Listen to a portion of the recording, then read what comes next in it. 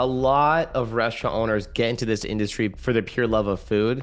And then they realize all the other operations that come with running a business, specifically a restaurant, looking at all the numbers, managing operations, managing people, making sure people show up. When people don't show up, what do? You know, all the things that come with it. It's not about trusting people. It's about you do trust people, but you still need to make sure that they do the job. Relationship is important. Engage is important, but you just need to find the right people to working together. I For think this sure. is the most important. Hi, my name is Brett Linkletter, CEO and co-founder of Dineline, a restaurant growth agency. We help restaurant brands of all sizes grow and scale to new heights, whether that means opening new stores or increasing revenue at existing locations. We have a done-for-you model where we take care of all of the work for our clients on the marketing front, and we also have a unique software solution called Dishio, which allows owners to showcase their restaurant in the best light possible online, while also turning guest interactions into data to increase profits. Right now, you're listening to our podcast, Restaurant Misfits, where we'll discuss all things related to restaurant marketing, management, and everything else in between growing a restaurant business. Scaling a restaurant today takes much more than having grit and hustle. In this age, it's about utilizing the newest technology, educating yourself on new platforms and trends, and having a deep understanding of how this industry is changing. This podcast is dedicated to keeping you up to speed with the latest and the greatest through interviewing the biggest and the best in the restaurant industry. As always, we appreciate you for being here, and we hope you enjoy the show. Chef Chang, how are you? Yeah, very well. How are you, Brett? Pretty good, pretty good. You're based in New York. I actually was just there, by the way, like a couple weeks ago. I actually wish we had connected in person. Um, but it was pretty cold while I was in town. How is it now? Is weather getting a little bit warmer, I Oh, assume? it's as you see, my bad. It sounds today is kind of warm actually. Yeah, it's amazing. It's a spring started, so I think spring start early this year, which is great. Nice, nice, very, very cool. Yeah, my fiance has only been to New York in the cold. She's Brazilian, and for a lot of Brazilians, New York is like one of the most desired locations to go visit. But I got to take her back when it's warmer, and we'll have to come by and check you guys Are out you sure? because. You know what? It's funny. I have so many Brazilian guests, and they Oh, from really? Brazil. Yeah, I have so many. Wow. Well, you know what's interesting? Fun fact is Brazil in São Paulo, which is the São Paulo is basically the New York of Brazil. They have the highest population of Japanese outside of Japan. So there's a Japanese, yes. huge community that's very, very, Mhm. very obsessed with sushi, as you can Mhm. imagine. I'm one of them, by the way. I'm very obsessed with sushi. So very excited to chat with you today. So Chef Cheng, for those who are listening, maybe viewing this, and maybe for those who don't know much about you or your restaurant, can you just give us a quick 2 minute brief of who you are, where you come from, and how you got started, and how you do what you Yeah, do? I'm Chinese. I'm moving to New York '97. So my first job was starting in New York, also, in sushi restaurant. From what I know, that everybody I talked to early time when I came to New York, they say that without English, the best job is going to be in the restaurant. So that's how I got started working in the restaurant. I'm pretty fortunate, working in a Japanese restaurant. Hmm. After a few years later, I started to love it, and so here I am today in New York. So we have our the restaurant SOTA in Williamsburg, New York today. Amazing, amazing. And I read, by the way, I did a little research on you, but prior to this episode, is it true that you read, like, was it a comic book, Shota No Yes, Sushi, that got you Shota No inspired? Sushi was one of the time that actually I started learning much more about sushi from the book itself, Nice. learning from anybody else. And the that what is made me too amazing about how the people, how the chef that in Japan, how much they care about what they're doing, Mm. and that was inspired me. So yes, today, yeah, uh, I started love it. After I read the book, then I get starting more do a lot of research and learning about sushi, and everything about sushi. I learning after I read the book. So that's what made me into really into knowing about sushi is not just sushi. So 100%, man. That's amazing. That's amazing. And I know you said when you first came to New York, you also worked at a couple of sushi restaurants. You worked at Sushi Seki and ITO Tribeca. What would you say, I mean, from those experiences, what was it that you took from those experiences that you've brought today to your own restaurant? What was I maybe the think biggest lesson you've learned? working for after working, I've been working in restaurant before opening SOTA is more than 20 years. So I think every restaurant I've been working, one thing I learning about to opening restaurant is not about to be just a good chef. It's about to be more engaged with the staff together as team. I think that's is what I learning most is from the other restaurant is about teamwork. How can you get a good team member to working together as what the I looking forward to do what I want to do, that what can they do what I want to do as well. I think it's important is looking for a good member team and the can be have a same vision, same idea to do what we love to do together. Mm. That's why learning one thing is about important is about team member to working together. Yeah, absolutely.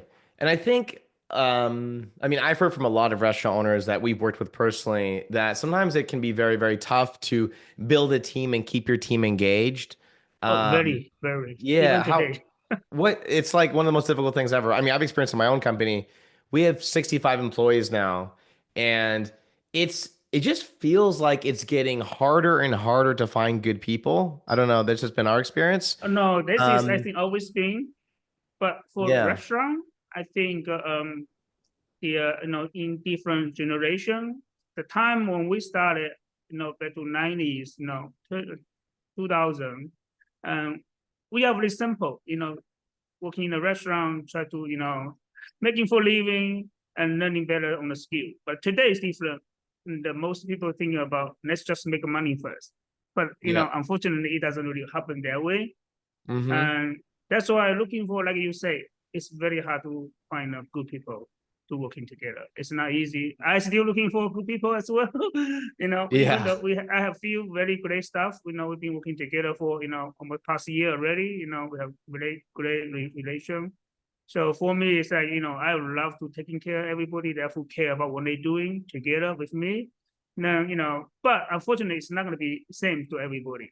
It's not Yeah. equally. It's people talk about fair or not fair. There's no fair for everybody because you need to really put your own energy, time to only to make it fair.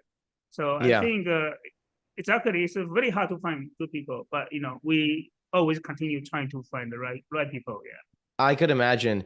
I mean, your guys' restaurant, from what it looks like, I mean, you guys obviously have some very high standards. I Yes. guess, what are some aspects you look for in your employees? Any specifics in mind, like specifics that I are don't. consistent? For me, I don't like when I hire staff, I don't really looking for experience or how much they can do. I'm more looking for what personality, what they like to do, what they love to do, how much they care about it. I think it's easy. It's better to training people who care and understand about what you like to do than have somebody. There's times people have great experience, Hmm. but unfortunately, everybody have different ideal, and what you want to do may not what they want to do. For instance, I have a staff come to interview, and we work together. And he keep asking like, "Why you have to do this way? Why you have to precise do this that?" Like, that's what make a difference between us and a lot of restaurants. I think, but Yeah. but for people who don't understand, it's very hard.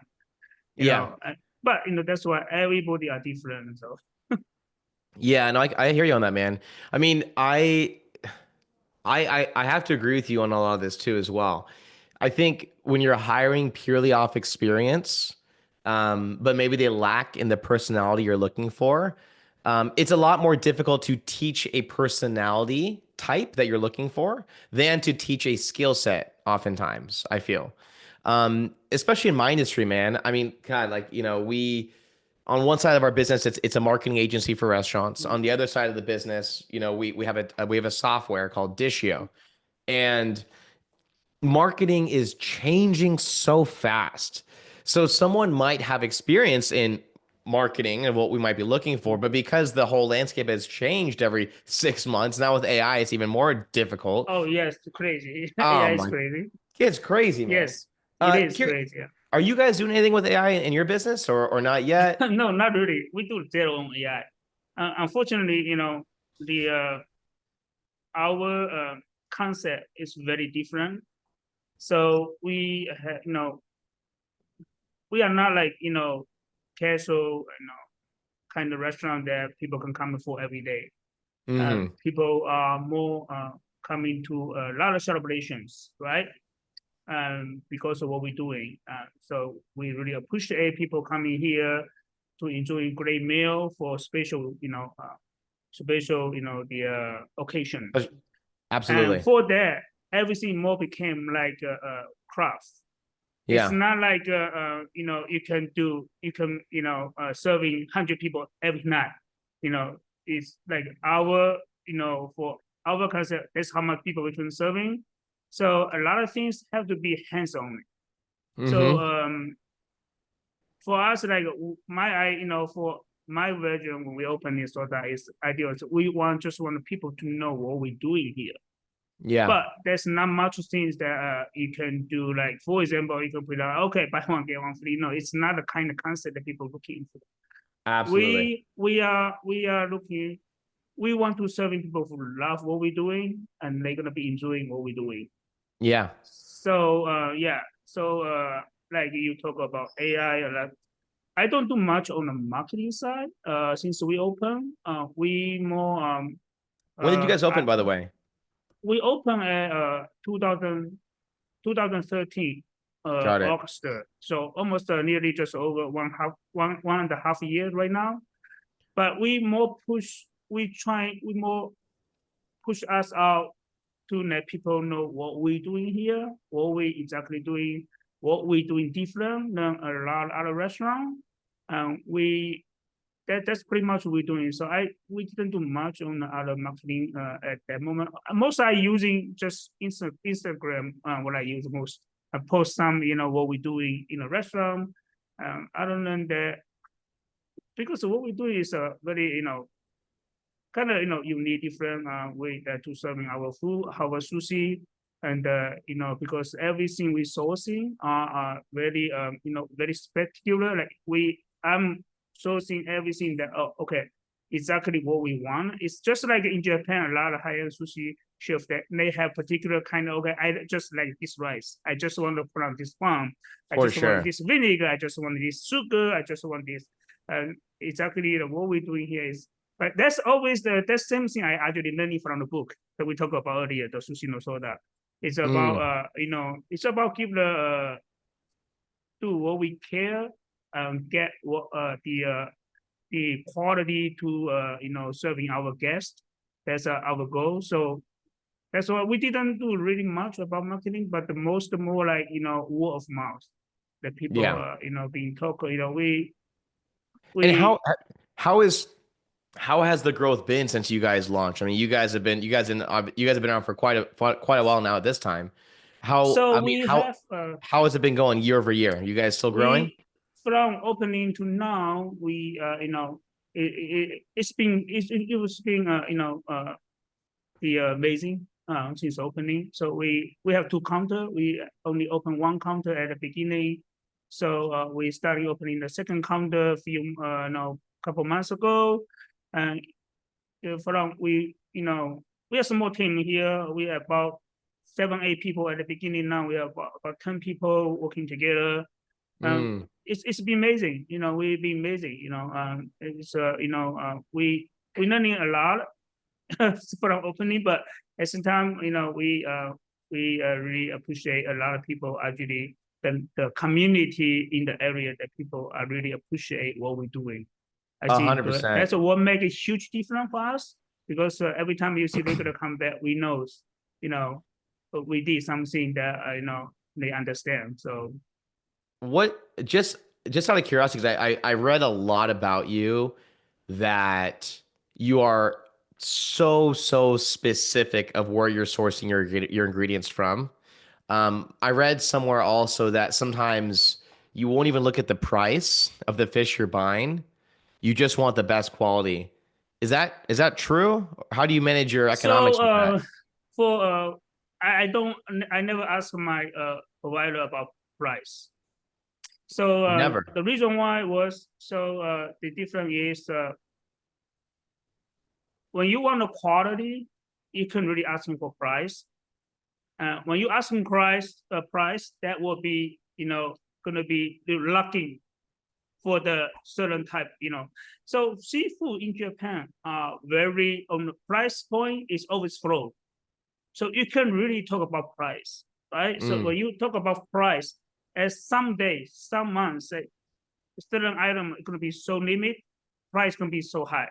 But if you still want the price, same price as months ago, you're not going to get it. So for us, for me, is that that's also the what I learned from the book is just get good relationship with our vendor and trust them when they can bring to you and get the best quality to serving our guests. For me, my philosophy to serving sushi is about that's one thing. Any chef will never be changed. It's about quality. So first, you have to get in high quality ingredient. Without high quality ingredient, you cannot serve in high quality sushi, for example. So Yeah. that's the reason why I never ask my vendor about price. I just say, you know what, send what you best to me, and we're serving what we're serving from there. We take care from there.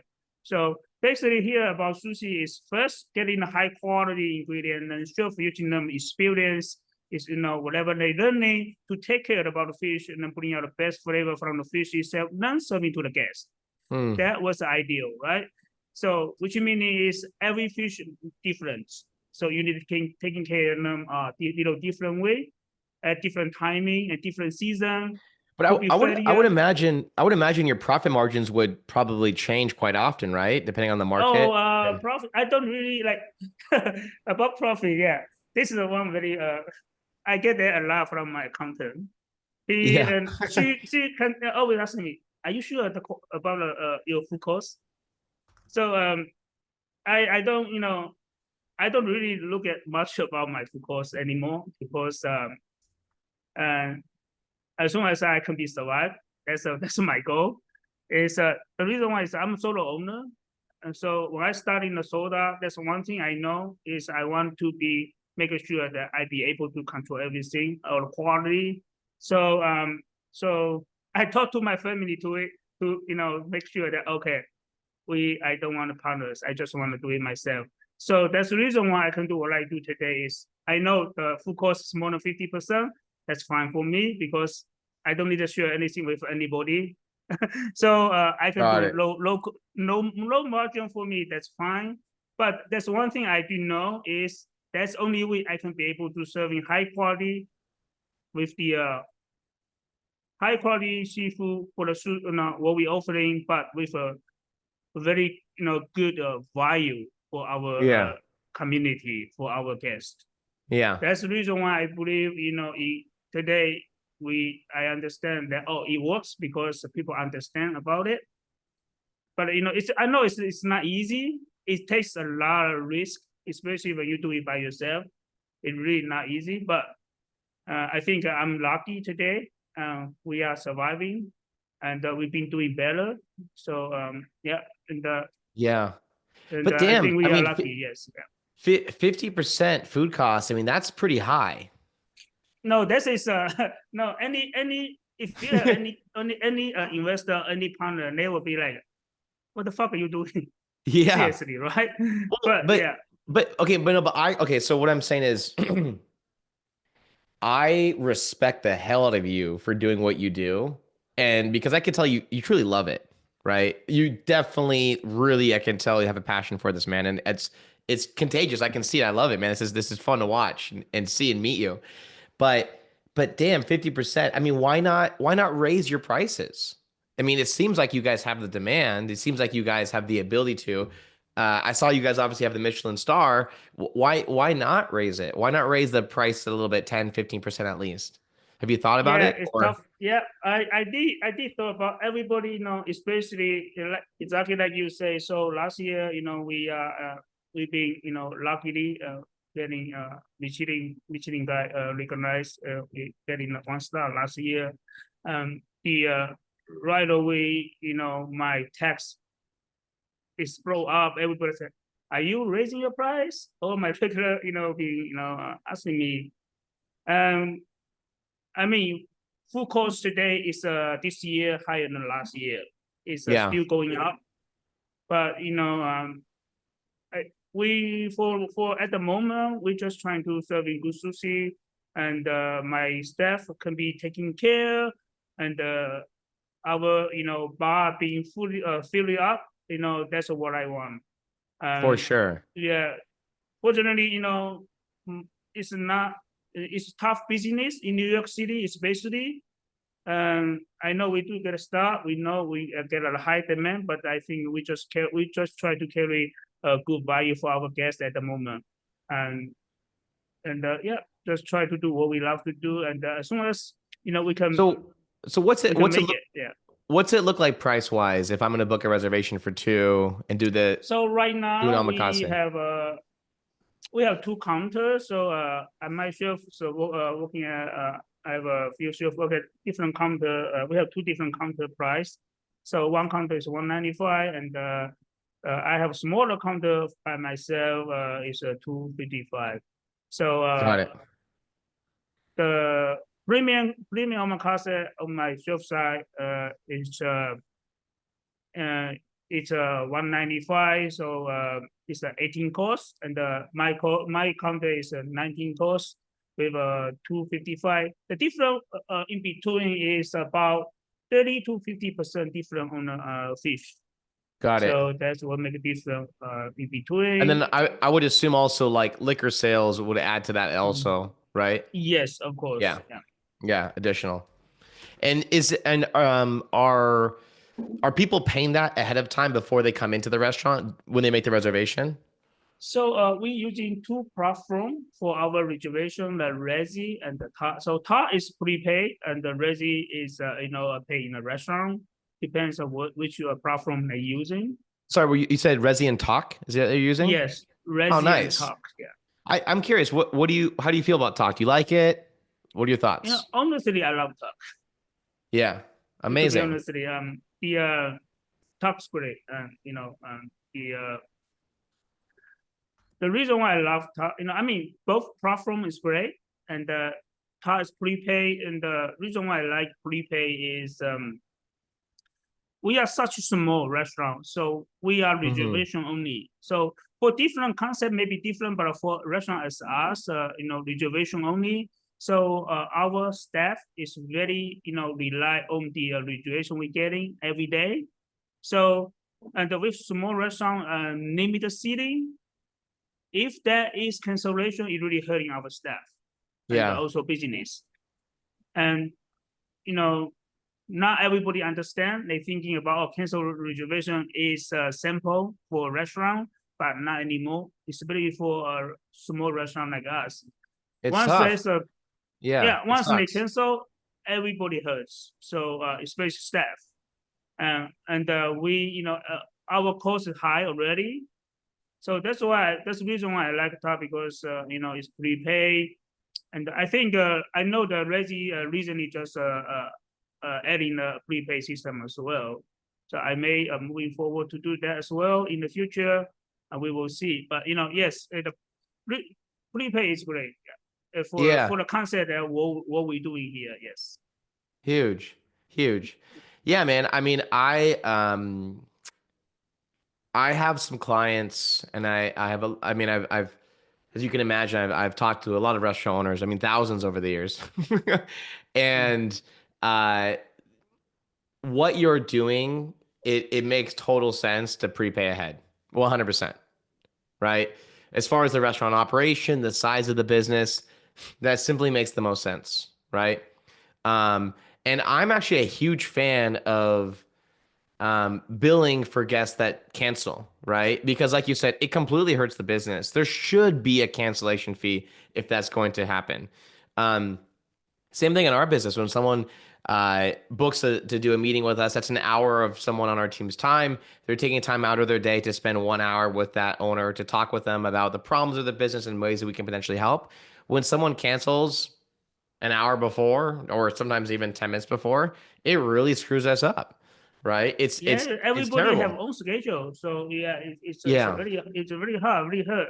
That's why that's one thing it's, respect each other is very important, and Yes. to do last minute. I know, of course, sometimes shitty thing happen. You have to do last minute, but unfortunately, especially for restaurant, it's very hard. I mean, we are not like tech company that you can wait something for another day. It's like Yeah. today is the day. If Today's the you day. Yeah. today you losing it, you're losing it. Yeah. It's everything happen at the today, at the moment. Whatever happen is whatever happens. And tell me, and so how hard is it to get a reservation? Is it pretty difficult to get one the day of? You have to book weeks in advance. How does it look like We for you guys typically? our reservation is 30 days out. So we can usually pretty quick booking up. Weekday we usually have pretty okay to booking at different days, depends on the day. Um, and the yeah, it's customer who looking for booking reservation. We usually are 30 days out. Are you guys seasonal at all? Is there certain seasons that you guys are way busier than others? I know New York obviously can fluctuate quite a bit. Not really. Hmm. We since we open, we can always steady, always pretty much book up on a weekday. We have some week is busier than the other, but it's pretty standard. I think we are pretty lucky, since we open. So Yep. Yep. Amazing. Amazing. Very, very cool, man. No, I mean that's amazing. I mean, you mentioned you haven't done a lot of marketing and clearly the food speaks for itself. People are coming back. You guys are packed. That's incredible. What do you think were, I guess, some of the difficulties when you first went from, working at a restaurant to opening your own, transitioning from simply a chef to a chef and owner? What were some of the difficulties you experienced in the beginning and how have you overcome them? difficult. The difficult thing is you never have enough time. Yeah. You always need more times. The also difficult is to find the good people. I think this is one main concern today is especially after pandemic. A lot of chefs work in a restaurant, they all change their career. And it's not easy really, like I think most of the difficult part is find the good people to working together. And for a small restaurant for us, well, it doesn't matter small or big. I think each department you need to have certain people to take care. And when you have good people, you can really, for me, like for example, I can spend some time, like for example, I can talk to you right now, right? If Yeah. I have somebody not coming, then I may need to do I need to I need to talk to the Mona. Hey, I need to cancel my meeting. I will feel sucks myself, but that's I think it's yeah, it's a difficult thing is to find good people to working together. Yeah. 100%. Yeah, it's something where I feel like for a lot of owners I've spoken to is a lot of restaurant owners get into this industry for the pure love of food, and then they realize all the other operations that come with running a business, specifically a restaurant, looking at all the numbers, managing operations, managing people, making sure people show up. When people don't show up, what do you do? When people, all the things that come with it. Um, any things in particular you've experienced, any specific experience you've had that you've really learned something drastic from? For example, what went completely wrong maybe in your first year of business that you learned from that you hopefully will never make that mistake again? You know what? I before I opened SOTA, I did have a restaurant before in Texas. So that's one thing I make a huge mistake was I opened in a two restaurant in in first 2 years. That was Mm, huge mistake. Because you don't really when you don't have team, you can't really do yeah. much, right? So when you try to as owner, you try to trust everybody that who working there, especially high position like a manager. But when there's something wrong with that, everything crap. That's what my experience when I have my first two restaurants in 2 years, and we opened one after the other, in 2 years, and that was warming up. That's a huge mistake I made it. It's not about trusting people. It's about you do trust people, but you still need to make sure that they do the job. I think this is important, right? Yes. Yeah. Yeah, my huge mistake was I've been trusting them too much, and that's what everything goes wrong at the end. And so I have to close my restaurant. Lost a lot. And that was like almost 20 years, 15 years ago, 20 years ago. Yeah. Yeah. 15, Crazy. but the one thing I learned is like, yeah, you still need to trust people. Trusting is important. Relationship is important. Engagement is important. But you just need to find the right people to working together. For I think sure. this is the most important. Yeah, I think that's one of the biggest bottlenecks I've seen in the restaurant space is not letting go of something because you can't trust in the employees that you have. You got to have trust so you can walk away and move on to the bigger and better things. At some point, you have to, right? Um, you were one of the. I read that you were maybe like the first omakase restaurant in Brooklyn. We are one first high-end omakase, high quality Yeah. omakase in Brooklyn. Yes. So what was that experience like? 'Cause I know a lot of people from Brooklyn were used to maybe going to Manhattan to have premium omakase sushi. What was that like launching in Brooklyn? So I live in Brooklyn for past more than 10 years. I work in the city most of my time. Got it. I've been seeing a lot of guests from Brooklyn. And Got everybody it. talk about there's no great sushi in Brooklyn, no high quality. So everyone who want to have special occasion, they have to go to Manhattan. That's the reason why I was getting, you know what? If I want to open a restaurant, let's open in Brooklyn. Then here is coming out a choice that, okay, where is Brooklyn you want to open it, right? Location is important. Especially what we're doing, what the ideal, the concept that I want to open is not for everybody. So what can we do? Where can we open it? So I've done a lot of research about where we should be. It comes down to two areas, which is Dumbo in Brooklyn and Williamsburg. Yep. And so yeah, then here we are. So it wasn't easy to find a location. Actually, when I was trying to find a location in Williamsburg, it takes more than a year actually to find a location because reject by the most time by the owner. Who own the Wow. building. Why Because is they that? say, oh, you are chef. Do you actually know how to operate restaurant? Even though you give an ideal what you want to do, but for most, for a lot of owners, they want to have more like corporate company, big company, they'll be able to pay the rent, which I understand. I respect that. It's important.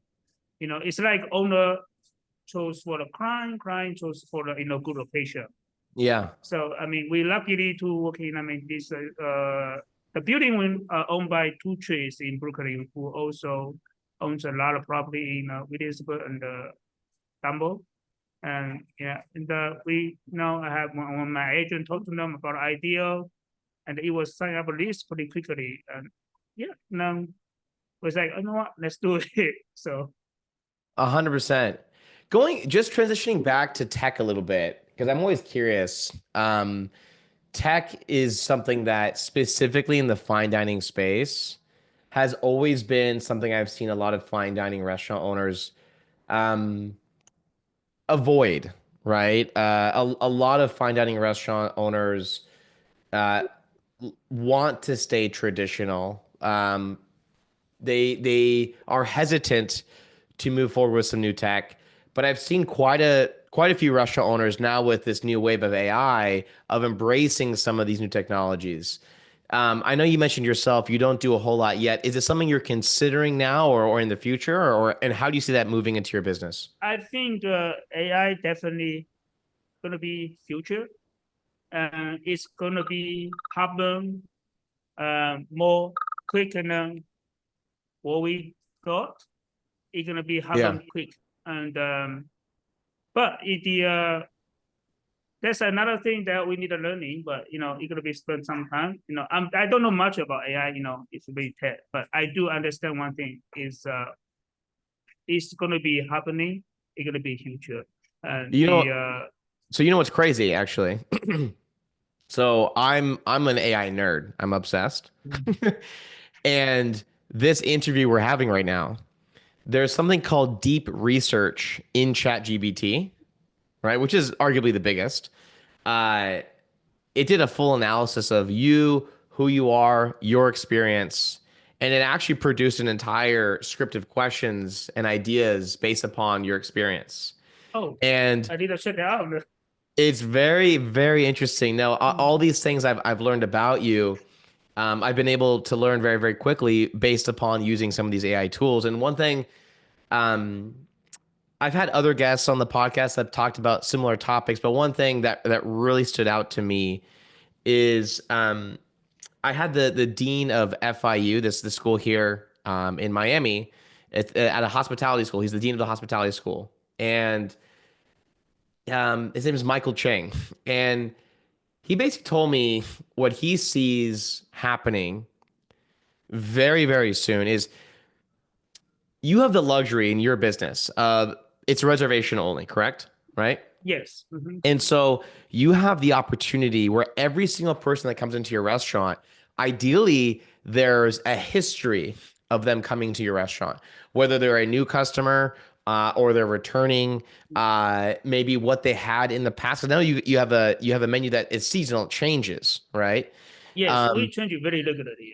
yeah, and I saw it, which is amazing. By the way, I also respect that because a lot of sometimes omakase restaurants say they're omakase, and it's kind of the same thing year round, It's right? actually that's not omakase, but I can But they I no, don't it's want to not. say But they say that, that. right? Like Yeah. it's like fake omakase. But you have the luxury of being able to see this history, right? And I've always felt restaurants like yourself, you have maybe the best opportunity to potentially use AI in your business because you're seeing this history, you're seeing the patterns. Um, there's opportunities to use AI to even learn about who your guests are. Um, it's super interesting, and it's something that where we as I a totally company are agree. I think, we're yeah, I've been starting learning using ChatGPT from my one of my chef Anthony. He mm, told me about it. So I've been using lately. When I do try to write something just using ChatGPT, it's really amazing. Like usage, everything coming up. You can oh, it's see the huge. and yeah, that's why back to AI. I think that it's gonna be happening quicker than we think. Well, with that being said, is it Mm. because it's going to be happening sooner? So, for example, one thing I've told a lot of people about is Google search is actually going down a little bit. Less people are using Google and more people are using tools like ChatGPT. And the reason they're doing it is simply because, well, why would I go on Google, do my own research, have to I learn already and have read up answer things on there. my own? Right, versus AI just tells me everything, right? So it's interesting. So for example, if I were to search, let's just say on ChatGPT, tell me the best sushi omakase based in Brooklyn, right? Maybe you guys would come up on Google. Maybe you wouldn't on ChatGPT. I don't know. I haven't actually checked. I could check. But these are things that I'm encouraging a lot of our clients and other restaurant owners to consider because as we start moving towards this new wave, it's not just how am I using AI in my business to maybe increase and better operations, increase profit margins and whatnot, but how are we using AI now with the internet to just get found more, right? Um, look, you guys, first of all, you guys are booked, generally speaking, about a month in advance. I would say huge opportunity to use AI specifically with those guests coming through. Do you guys what kind of do you have a CRM that you use to manage like your list of customers? And do you ever do you guys do any kind of email marketing to your We guests? No, we don't. We haven't really done that much because I pretty much try to right now. I do everything myself, so I don't like I Wow. say I need more time. So I Hmm. try, but the yeah, I didn't do much about the email for my guests, which we should. I think it's important as well. And but yes, I think it's important. Yeah. Yeah. You seem like you're very big on like hyper personalization in person because you're personally meeting, educating your clients. What about what they're eating? Tell me what's that like? This is the most important part about omakase. Yeah. It's about relationship, right? So in the book we talk about earlier. It's a one chapter is a is talk about how important is about to understand about guests. So Mm, omakase is about serving guests right in front of you at the at same time they love it, they hate it, you can see it right away, right? So sometimes creating a menu for guests, they may like 80%, they may doesn't like a few items, but so the that's why I think it's important. It's about relationship. It's engaging with guests. That's why for small concept like us, reservation only restaurant, it's about to know about guests. And I think that's another reason why we have about 30 to 50% guests that are refill from our guests to come to SOTA to eating is because it's distributed. So yeah. coming to eating omakase is basically the first thing is about using seasonal, and that's important. And then of using them skill, getting getting a high quality seasonal ingredient, using the skill to serving guests. Um, Change out the menu throughout the year out, at different time, using different fishes for serving guests. The reason why is seasonal is important. Seasonal really make a huge difference impact to the flavor for the fish. Huge. And that's the reason why we talked about earlier about omakase. We call omakase bubble in New York City today. You call Because there's too many omakase, which is not omakase like we talked about earlier. So I that's why see. we I talked to a few show people like, oh, this is a omakase bubble. Like it's not like a tap bubble, like omakase bubble.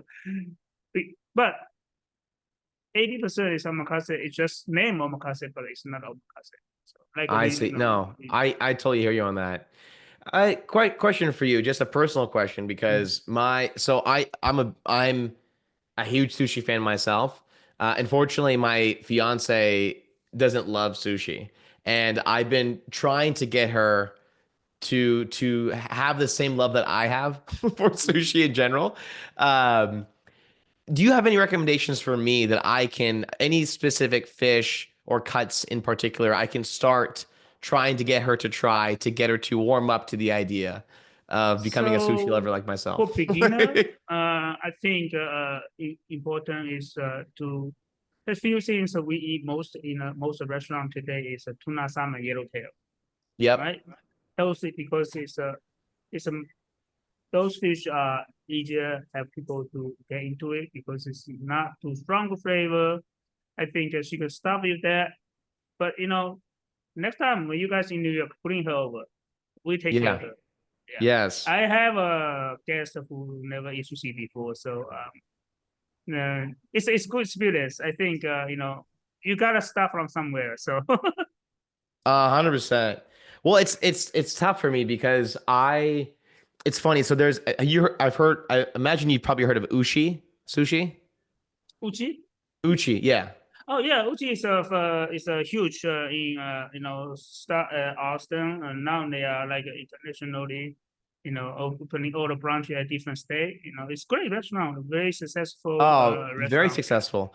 Yeah, I think they're awesome. I mean, there's one here in Miami now. I'm in here in Miami in Edgewater. And they opened like a year and a half ago here or 2 years ago here. And I've been quite a bit. But the problem I always have is I sit at the sushi bar and I ask the chef for recommendations and you know, typically like the recommendations are great. I have a great time, but then I don't remember what I got because everything's in Japanese. Like, and I've always I see. imagined, man, if there was just the great thing about omakase is you don't have to think. The chef knows what he's doing and he's just giving to you what's great. But I've always imagined like, God, it would be so incredible if I could go back and I could just order again what I had. Or, but there's not a way for them to do that yet, it seems. This has been a pain point. Or I send a friend to Uchi to go check it out, and they're like, "Cool, what should I get?" And I'm like, "Ah, shit." Like, uh, The you know, the so I've been there before too, which is a great restaurant. I love the food there. yeah, And but when you order omakase there, they just put in on receipts omakase. It doesn't list the item. I think that's what happened for your experience. And yes, so for us, like we, uh, which is like big space. They run it different, but look if when you need to each item, like for what we're doing is we are small, so easier. So every day we bring our daily menu, so guests can have menu, they can take it home, so they can yeah. they can check it out what they have. But the when you I remember when I eating with you, we order omakase too. They just bring out the food and we just eat the food. I think the best bet you can do is taking the picture and Yeah. That, for the record. but this is where I see Mm. technology helping tremendously, right? Now, again, I read about you really educate your clientele about what they're eating, which is incredible, by the way. That's why I got to come check you guys out because this sounds like it would fulfill a need of mine to understand actually what I'm eating, right? So I can remember for later. Um, your menu is it literally changing daily? Yeah, we slightly change, not whole menu. So for instance, about season, so when each season has so many variety seafood, right? Mm, So you can using everything at one time. yeah, So ideally, like some restaurant they do a seasonal menu, uh, but for us, like I like to try out a lot of different things, different fish. So we always order this small amount, so each one. So we can play over it, and so we can have our regular customer are you try some testing different. all your fish yourself? Are Oh you yes, we eat. yeah, We eat everything. everything. Yeah, everything we eat. We have to eat it. that's Yeah, a that's to test a it. that's an important part that we have to knowing about everything what we're serving. And so because there that's why we always change our menu a bit, but not full menu. For instance, like tuna, uni, we always have on our menu, but we just want to make sure we're using a high quality tuna, high quality uni. Like for example, tuna we only using from Japan, and uni we not just get from Hokkaido, Japan, but also we only using super grading called Tokujo grade in Japan. Got And it. because not everything from Japan is best, right? So you need to make sure that what grading you're getting. That's important. And so that's the reason why we're working with a private vendor instead of using a wholesale company. Wholesale company is great. They can get you very good fresh fish, but the quality will slightly different. For a chef, we know the difference, so that's why we stay. That's the reason why we don't ask a price because once you ask price, you're not going to get enough high quality. Yeah. No, I hear you're saying on that. I hear you're saying. Yeah, man, that's very interesting. So, and then I know I'm stuck on the menus, but are you printing your menus out every day? Yes, New every day. menus? Yeah. Have you ever considered a digital menu? I think I like old school for that part. You can do digital email customer, but I think take something personal home is a little different. Yeah. Yeah, I see what you're saying. Um, but have you ever even considered it or not really? Have you looked into Oh, it? you know what? I never actually think about it.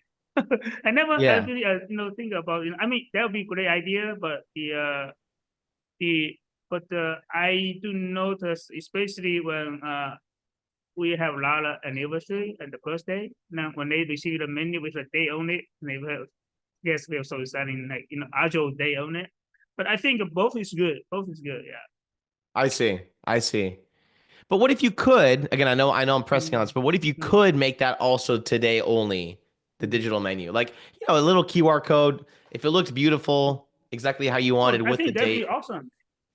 That'd be awesome. Yeah. I think Hey, that way that'd be instead of another printing thing. it, you're just literally updating it digitally Yes, every day. actually, that's I never think about. I may try though. That sounds great. Okay. Yeah. Yeah. But I think having the date on it is actually a good move on the digital menu. Because Because so a lot of guests I noticed they like when they look at it, they wasn't like excited when they look at a day like, oh, this is my day today. No, I think yeah, that's because no, but important. that's a nice touch, right? Is if you're looking at the menu and it specifically has the date on it of today, then you know you're getting special for what is Mm. today in particular.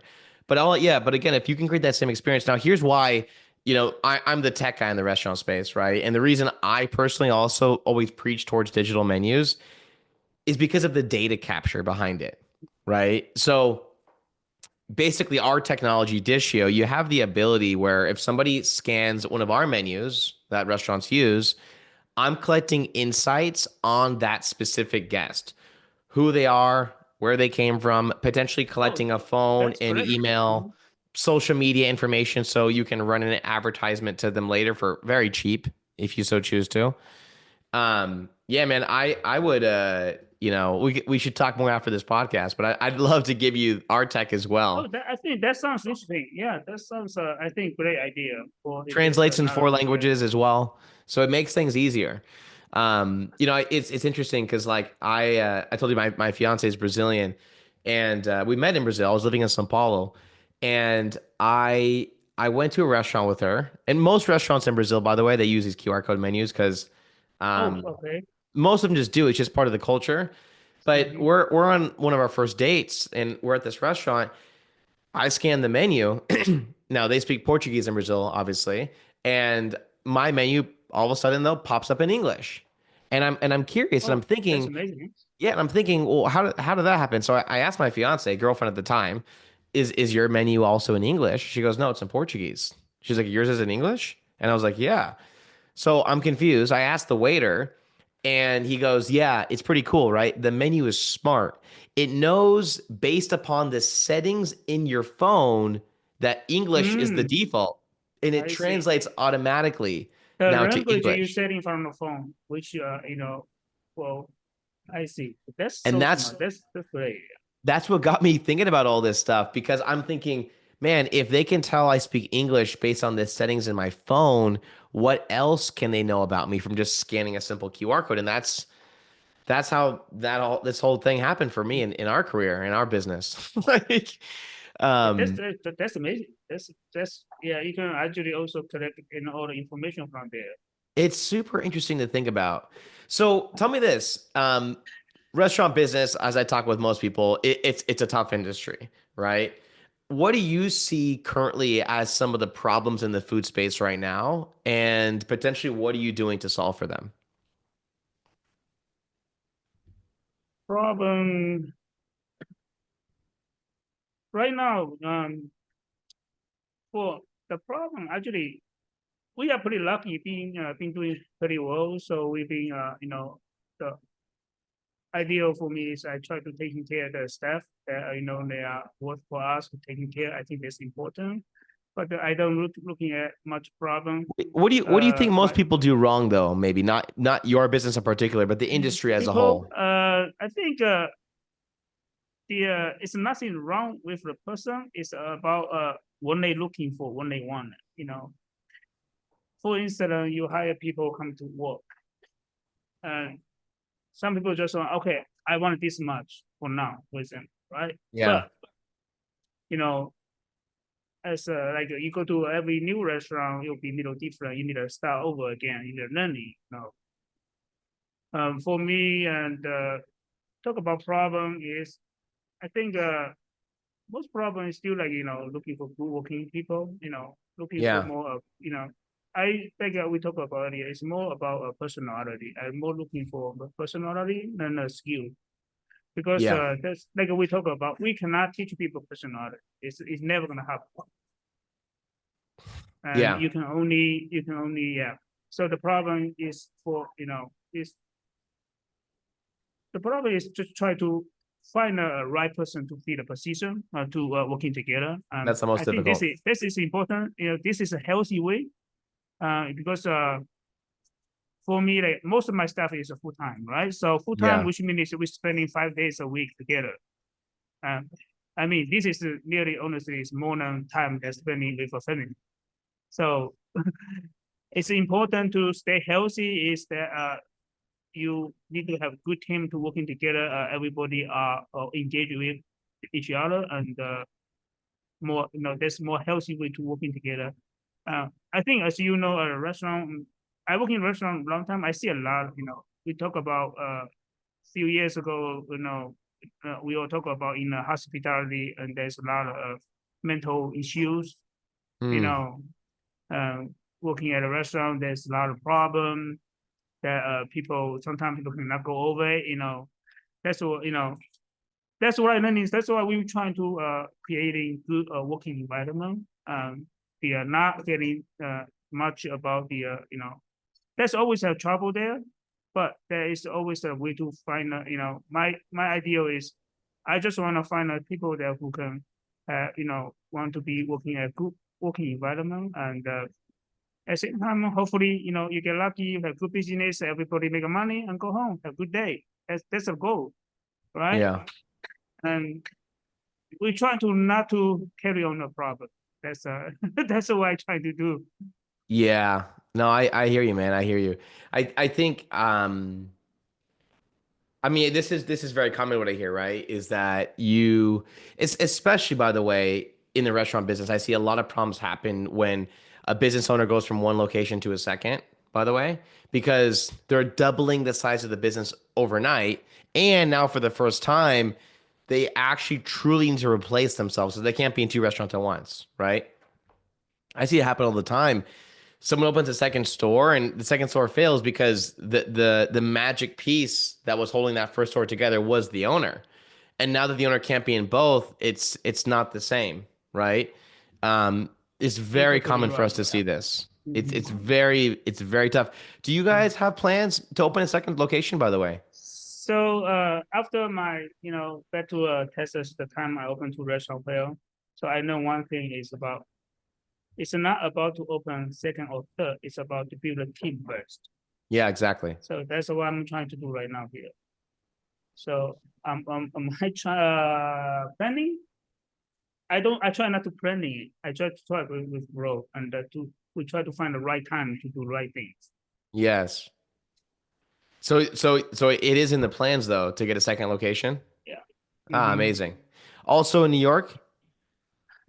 We don't know yet. Maybe little different concept, but gonna be yeah. We working on something, and we will see. Yeah, something we try to bring something little special to the community. So Amazing. But in New York, right? I assume it's as not well. gonna be in New York, yes. Got it. Got it. Okay. Awesome, man. Awesome.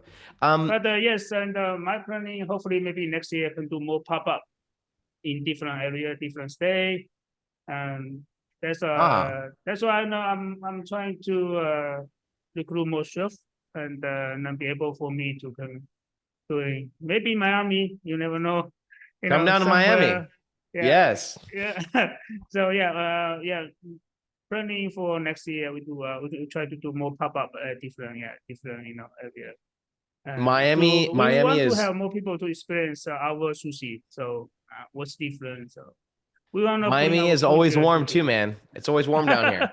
I love Miami. Yeah, I've been there once. I love it. Yeah, my kids and my wife, we love it. Yeah, we spent 10 days there. Great. Oh, amazing. Yeah, I'm originally from California, and it's funny because a lot of my friends in California were like, "Oh, why would you move to Miami?" And I'm like, it's uh it's perfect all year round. I mean, yes, the summer can get a little bit hot, right? But now I go back to California and I'm cold. I'm just like used to the heat now. It's funny. Yeah, Miami is great. Um, I love it. Yeah. So yeah, it's awesome. that's our plan is so we want putting SOTA to the people who cannot come to New York, and then they can enjoy it. So Yeah, that's what we're trying to planning maybe to more pop up, and near future. amazing. I love to hear it. And how do you just like how do you get better in general? Is there certain books that you're continuously reading, podcasts you follow? How do you consistently improve your craft My personally? my my my world very small. It's everything I reading researching all about pretty much about sushi, about fish. It's a very small Amazing. world, very small world. That's why my wife always say like, why only one thing, but but that's one thing I'm learning for my life, and is about if you really want to do better, you just need to stay with it. But of course, sometimes it may not go the way that you want. Mm-hmm. But at least that's one thing I know, that you won't be regret. So that's the reason why I'm doing what I'm doing. Um, I do a lot of research. Yeah, a lot of research. Googling about sushi, especially today. Today after open soda, it's in less time. But back then, I pretty much I spend most of my time is about learning, researching. Yeah. Amazing. What is your favorite fish, by the way? Your favorite cut? I don't really have a favorite cut actually.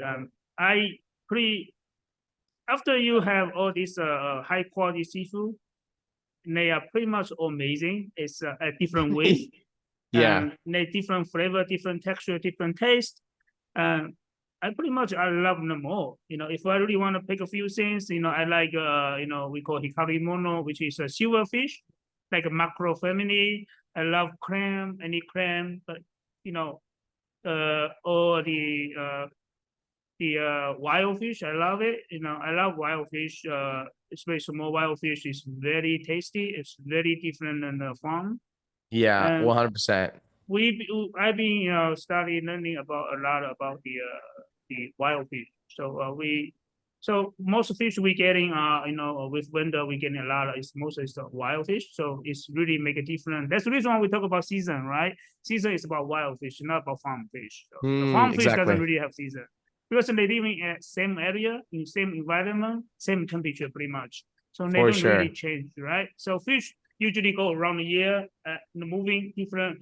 They moving with the temperature. So when it get warmer, they moving up. For example, tuna from the south to north, then they go back down to the south because of the temperature. So that's why, wild fish is wild ingredient. It really make a difference. Yeah. Absolutely. Absolutely. Well, wow, this has been super informative. Awesome. Chef Chang, this has been really, really awesome to listen to you and learn more about what you do, man. If anyone has been listening to this and thinking, wow, this your restaurant sounds incredible, how do they find you? Where can they find you online? They just putting Shota Omakase. It should be all pop up easy. Yeah. Amazing. Amazing. Yeah. And your guys' Instagram page or your personal page? Yes, What's best? it's a restaurant. We have Shota Omakase in the Instagram. My personal page, Cheng Lin. Amazing, Yeah. amazing. Well, Chef Chang, appreciate your time today. I'm hoping to come back to New York, hopefully in the next couple months. And Oh when yeah, I let do, me let me know. Let me know. If you have an Instagram, we can join it, and you can just message me. I'm more than happy. Oh, putting your by the way, putting your fancy. We make sure she loves sushi though. yes, I'm gonna put all your links on this episode right below. So anybody listening, you're gonna be able to see all his links, his Instagram, his personal, the business, and his website below, with Yes. definitely a reservation link as well. And yeah, I would love to connect with you next time I'm in town and definitely try out what you guys are doing because it sounds incredible. And I'll wait till it gets a little warmer, but then I'll come up. Yeah, sounds great. And maybe we can planning for maybe pop up Miami together. Yeah, That'd be man, awesome. Yeah. I would love that more than anything. Mm. Please let me know if you have any Mm. questions around that. I'd love to Yeah. potentially help. Let's talk about when you coming up a couple months, and we talk about it. Yeah. Awesome, That'd be man. fun. Yeah, that'd be fun. Yeah. That'd be really, really fun. Well, appreciate everything today. Thanks a lot. Thank you so much, Brett. It's great to talk to you. Thank you so Thank much. you. Yeah.